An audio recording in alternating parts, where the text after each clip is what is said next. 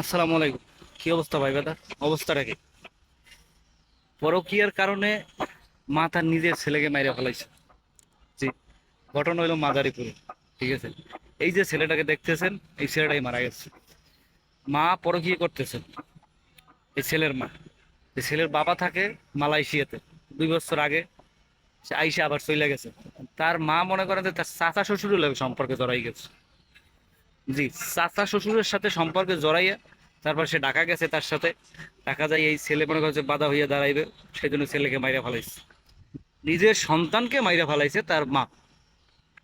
নিউজটা দেখে, নিউজ অবশ্যই ইউটিউবে আছে, দেখলে বুঝতে পারবেন। সম্পূর্ণ ঘটনা না। আমার কথা হয়েছে ভাই, একটা বাচ্চা নিজের মা ছাড়া কোথাও কি সেফ আছে? অন্য কাউকে দিবেন আর মনে হইবে না সেফ। একটা বাচ্চা যদি নিজের মায়ের কাছে সেফ না থাকে, তা পৃথিবীর কোথায় সে সেফ? বলো, সে পৃথিবীর কোথায় সেফ থাকবে? এটা বুঝবেন আমাকে। যে একটা বাচ্চা যদি নিজের মায়ের কাছে সে যদি সেফ না থাকে, তাহলে কোথায় সেফ থাকবে? নিজের মায়ের কাছে সে সেফ না।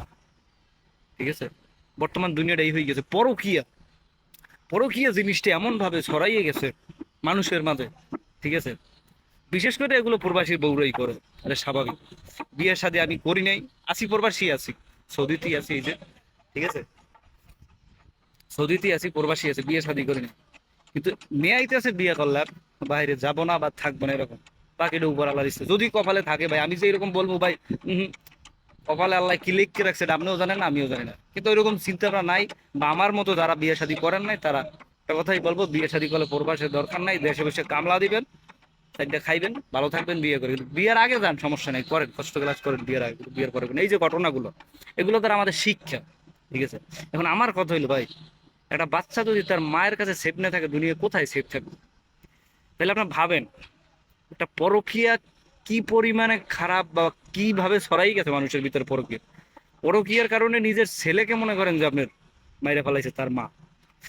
ঠিক আছে, এই হলো অবস্থা পরকীয়া। তাহলে আপনি ভাবেন শুধু যে পরকীয়াটা কোথায় চলে গেছে। আমাদের কল্পনার বাইরে চলে গেছে পরকীয়া। মানে পরকীয়ার জন্য নিজের ছেলেকে সে মাইরা ফেলাইছে। বুঝে, মা, নিজের মা, অন্য কেউ না, নিজের মা মাইরা ফেলাইছে। এখন এখানে ঘটনা একটা আছে, সেটা হলো ভাই, যদি এটা সত্য হয়ে থাকে, আমরা তো নিউজে দেখছি, কারণ বাংলাদেশের নিউজ বিশ্বাস করা খুব কষ্টকর ভাই।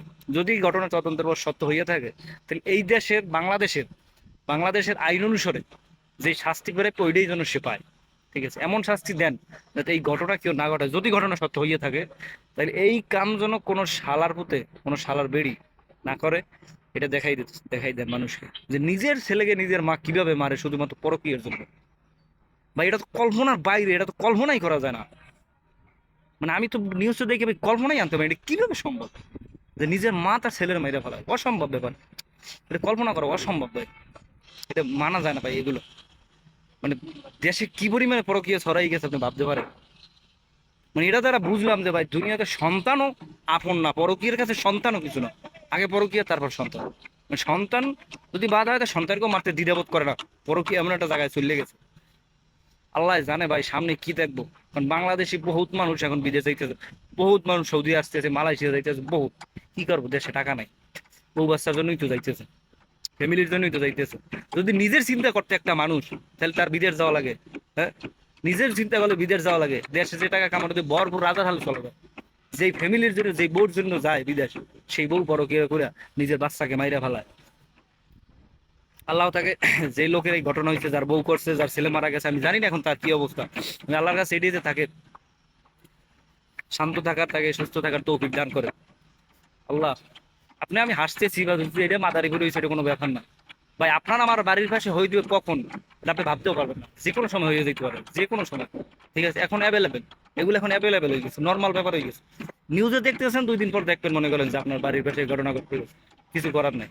তাই সব দিক থেকে দিয়া সাবধান থাকেন, সচল থাকেন, চেষ্টা করেন বিয়ে করার পর বিদেশ না যাওয়ার চেষ্টা করেন, এইটাই আমি মনে করি বেটার হবে। ঠিক আছে, ভালো থাকেন, সুস্থ থাকেন। সব জিনিস দেখলে ভাই কেমনে ভালো থাকি বলেন?